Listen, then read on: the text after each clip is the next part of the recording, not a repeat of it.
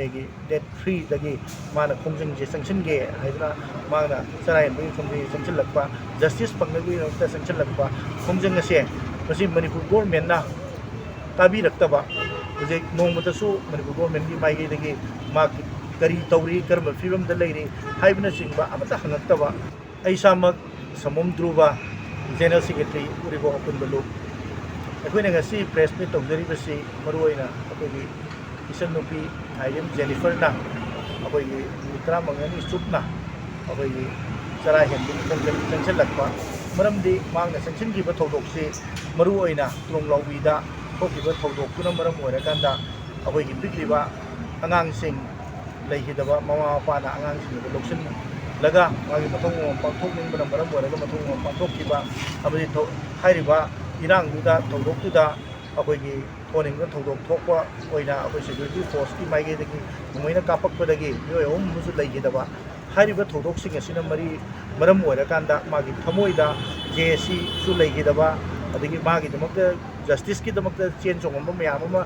मांगसिलक्पसिना मरम ओइराकांदा मागी थमोइदा तुम्बा हिप्पा यादना यामना वाना खांगब मतुंगदा मागी माइगेदगिसु हाइरिबा मेगी डेट 3 दगी माना खोंजंग जे संगसनगे हाइदना माना सरायन बगी खोंजंग संगसनलक्पा जस्टिस पंगनगी नोक्ता संगसनलक्पा खोंजंग असे मसी मणिपुर गवर्नमेंट ना ताबी रक्तबा जे नोंमतसु मणिपुर गवर्नमेंट की माइगेदगी मा करी तौरी कर्म फिबम द लेरी हाइबना सिंबा अमता हंगक्तबा सिना मरम ओइराकांदा उरिबो अपुनबलुम अमदी उरिबो नुपी अपुनबलुम दा कुपना तानाजरब मतुंगदा माकी हुजुजिक ओइरिबो मसागी हेल्थ कंडीशन फिबम से येंगुराकांददी मागी हेल्थ कंडीशन से माक मसामक डायबिटीज पेशेंट नि अदुगी मथक्ता माक की पिकलिबा आंगांग अनि अमसु लेहौरिबा अदु सिगी फिबम सिदा नोंमु नोंमु हक्चांगी सोक्सलक्पसिना मरम ओइराकांदा नुमित 35 मियोइबा अमना चादरा थक्तना सुम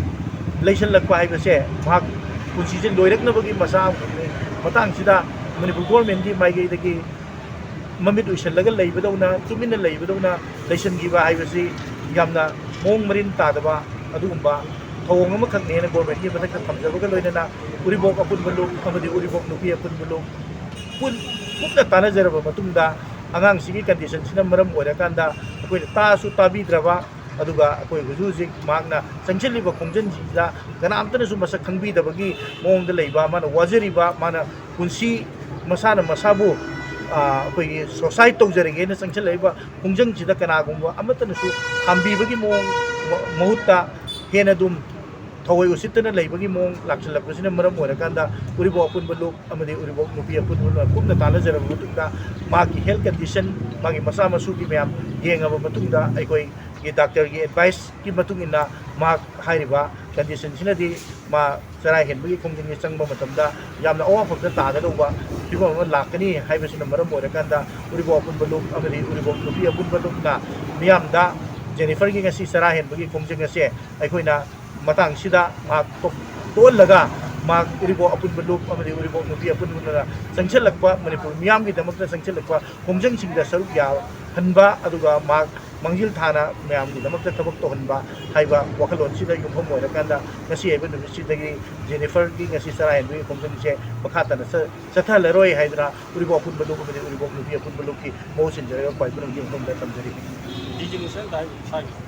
जनरल सेक्रेटरी उरिबो अपुनबलु समम ध्रुवा